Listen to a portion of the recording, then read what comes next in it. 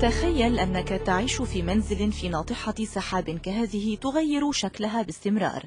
كل طابق يدور على نفسه، فتتغير المناظر في الخارج وفقا لمزاجك، وما عليك إلا التفوه فقط بكلمات للتحكم في الدوران عبر جهاز كمبيوتر.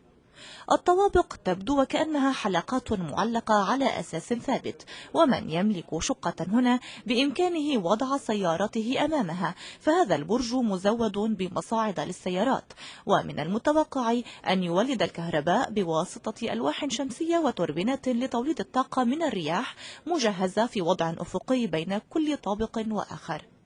أحدث ابتكارات العمارة الحديثة ستجدها في موسكو ودبي بحلول عام 2010.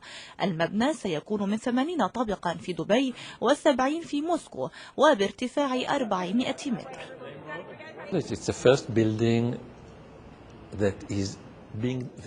البرج ديناميكي يغير شكله، يمكنك تغيير الشكل كما تريد وكل دقيقة. إنه ليس مبنى يبقى على ما هو عليه منذ لحظة بنائه، ولكنه آلة للحياة،